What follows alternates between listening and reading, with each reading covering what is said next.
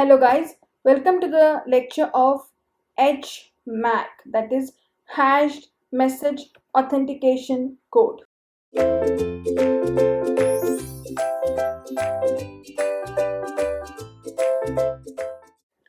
HMAC stands for Hashed or Hash-Based Message Authentication Code. It is a result of work done on developing a MAC function derived from cryptographic hash functions.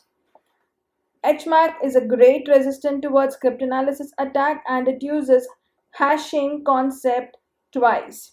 In the previous lectures, we have already gone through the concept of the hash and what the message authentication code does. Majority of the digital signatures are then being utilized, or majority of the digital signature algorithms or digital signatures are created using the hashing functionalities itself. So the hash MAC provides a great resistance toward the cryptanalysis attack, because when we are using the hashing functionalities, it is improving the security of the data, it is enhancing the security of the data, and that's why it is considered as a great resistant towards the different types of the cryptanalytic attack. HMAC consists of twin benefits, that is of hash and the MAC, that is hashing functionality also and the message authentication also, and thus is considered as more secure than any other authentication codes. RFC 2104 issued HMAC, and HMAC has been made compulsory to implement the different type of the IP security protocols also. The FIPS 198 NIST standard has also issued the HMAC. NIST we all are aware of, and it has different standards, and out of that FIPS 198 is one standard which is majorly responsible for providing the secured versions of the techniques to improve the security of the data.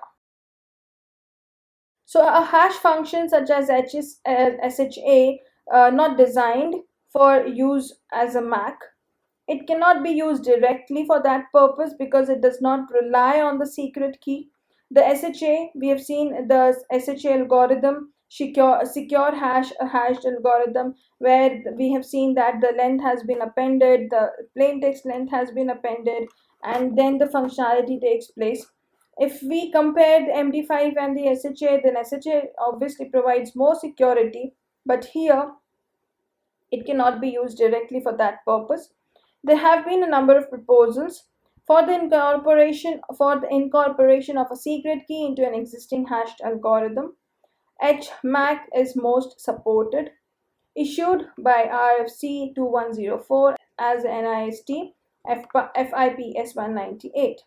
These are nothing but the different standards as mandatory to implement MAC for IP security, and these type of the hash MAC authentication techniques are then used in different internet protocols. In also they are being used in the different layers, that is secure socket layer, which is also abbreviated as SSL. Now, what are the design objectives?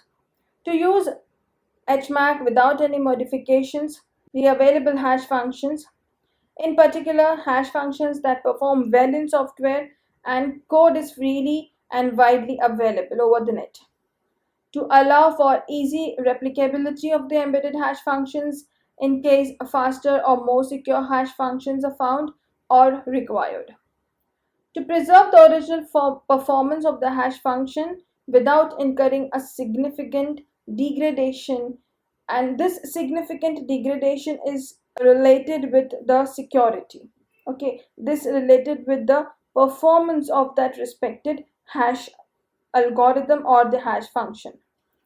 To use and handle key in a very simple way, whatever the implementation of the keys needs to be handled needs to be handled very simply and needs to be handled very carefully. To have a well understandable cryptographic analysis of the strength of whatever the authentication mechanism based on the reasonable assumptions about the embedded hash functions. That means whatever the implementation designs needs to be there, that implementation designs needs to be properly understandable, properly implementable, and properly they should provide the authentications to improve the strength of the security. And these objectives are designed on the RFC 2105 list, which is again considered as the standards. Now, this is the complete concept of how the HMAC works, how the hashed message authentication works. First, the original message is there. Original message then undergoes the message digest algorithms, that is the MD5 or SHA algorithm. Then the output will be undergoing the message digest process. After that, the encryption will take place, that is with a key, and then the final output of the message authentication code we will be getting. This is the exact concept of HMAC. Now, what is the structure of HMAC is? First, has this computed equation. Now, IV is represented here as the initial value input to the hash function. M is nothing but your plain text message or message input to the HMAC. K considered as the secret key. Recommended length should be greater than that of the small n. And if key is greater than the bits, then the key is input to the hash function to produce n bit key. iPad has these values which are repeated b by 8 times, that is whatever the b bit size is there, then these values will then be repeating b by bit times, and OPAD has these values which will then be repeating b by 8 times. This b is nothing but length of the padded bits. B is nothing but here if it is given that if the key is greater than the b, so it has some particular value, and we have to then find out that particular value, and then we have to see whether the key length is greater than b or not. If it is the case, then the key is input to the hash function then to produce the n bit key. So basically this is the complete structure of the HMAC. The figure is same. Hash, embedded hash function. This hash function will then can have any algorithm, can be it can be MD5 algorithm, it can be SHA algorithm, it can be this RIPEM 160 algorithm. So this hash functionality can use any of the hashing functions, any of the hashing algorithms. What is YI? YI is the ith block of M. M, we have seen the message which is being given as the input to the hash function. It has to be checked that it should be less than I, less than L minus 1.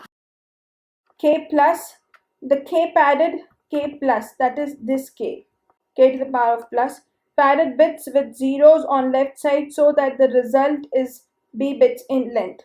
Why the padding is done on the left hand side only? Because it will not change the value there.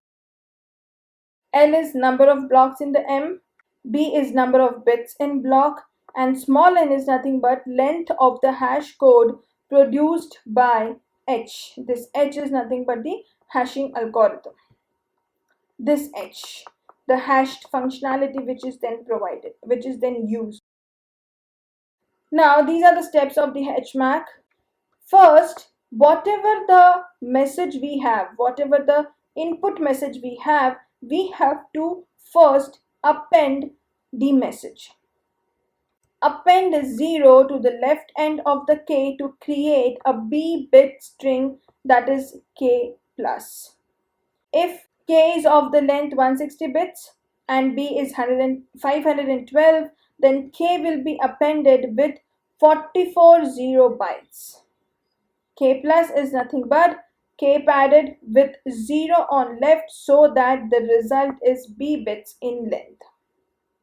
So as I told you that whatever the padding takes place, whatever the appending of zeros takes place of the plain text message, in the plain text message, that appending of the zeros will take place in the left side only. It will not be then takes place in the right side of the message, because it will then change the values of the plain text.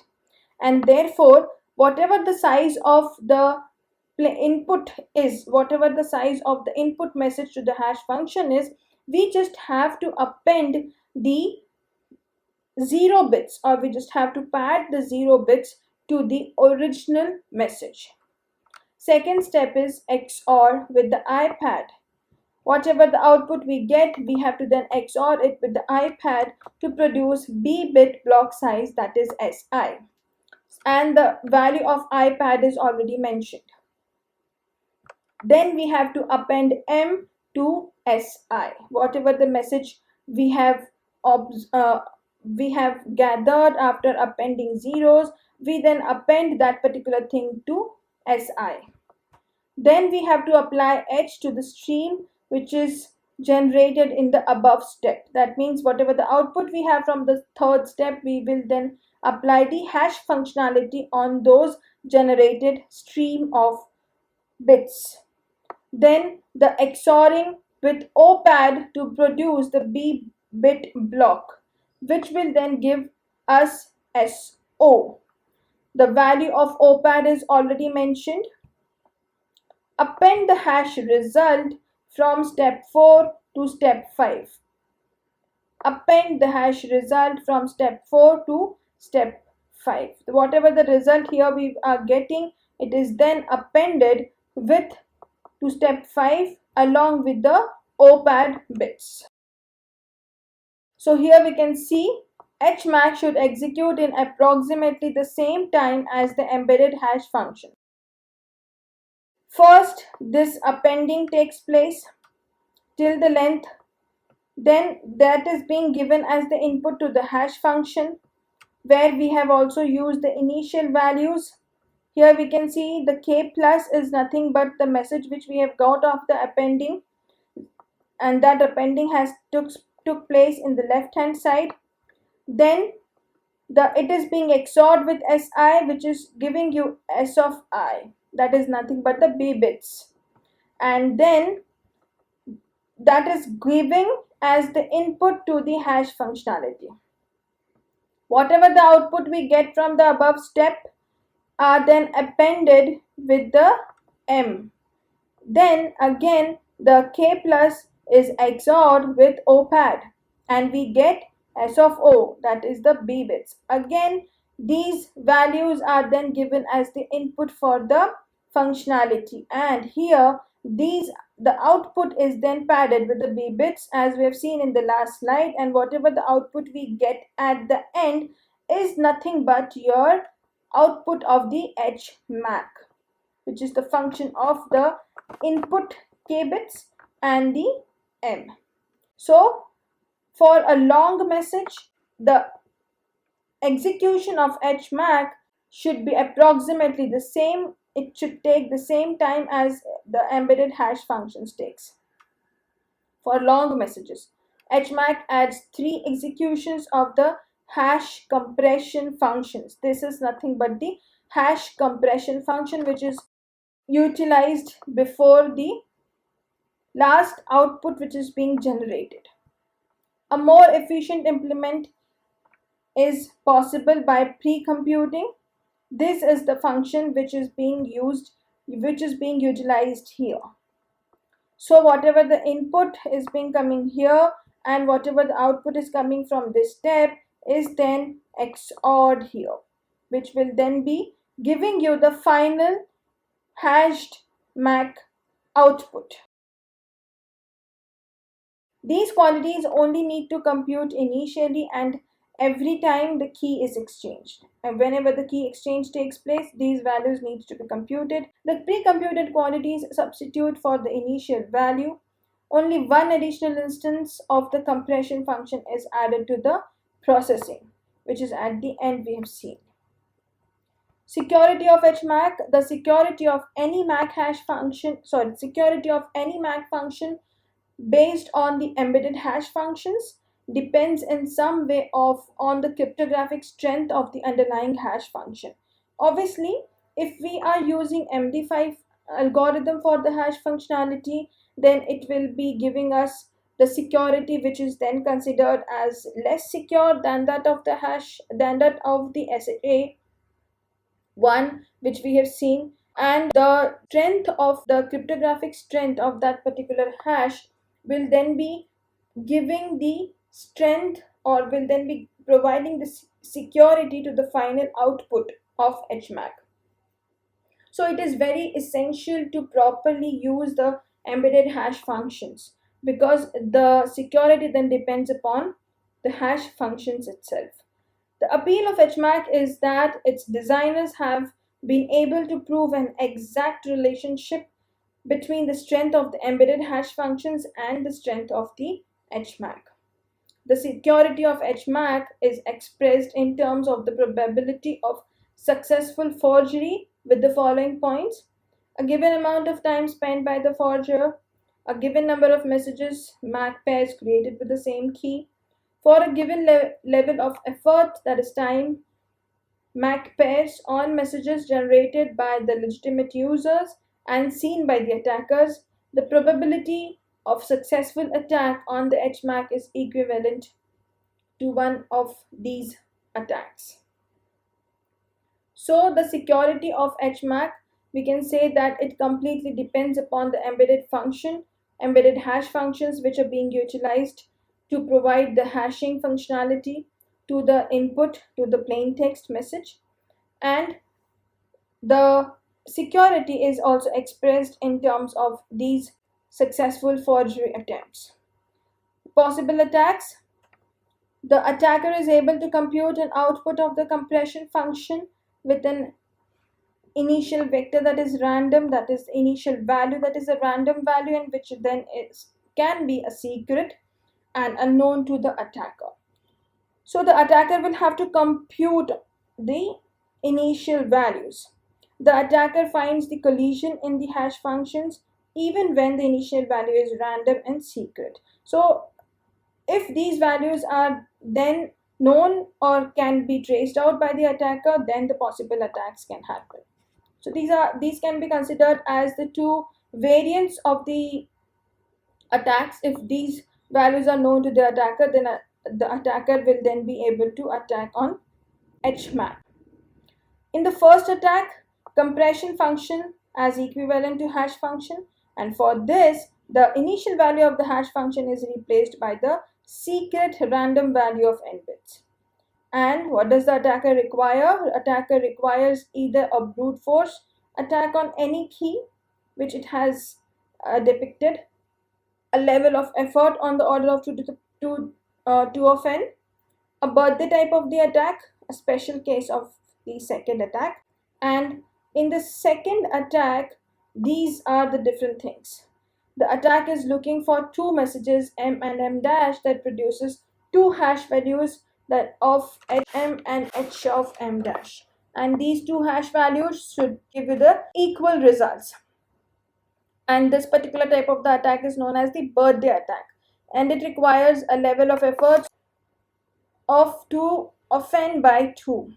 For the first attack it was 2 of n, and for the hash length of n. MD5 264 looks feasible. MD5 is unsuitable for HMAC. The answer is no. To attack MD5, attacker should know the hash algorithm and the initial value, so they can generate the hash code for any message. In HMAC, attackers don't know the K, so they cannot generate the hash code. So to attack HMAC, attackers must observe the sequence of the messages. And for a hash code of 128 bits, this requires 264 observed values with the using of same key. On a 1 Gbps, it takes 1,50,000 years to get a satisfied stream. Thus, if speed is concerned, MD5 is fully acceptable to use rather than SH1 as the embedded hash function for HMAC. So if anybody asks you that which is the acceptable hash function for HMAC, then you can very well give the answer that MD5 is fully acceptable for HMAC than the SHA, because we have seen that on what particular entities the attacks can be possible on HMAC. Thank you so much, guys. I just hope that you might have got the concept of hashed message authentication code. Keep listening and keep reading the prescribed books. Thank you.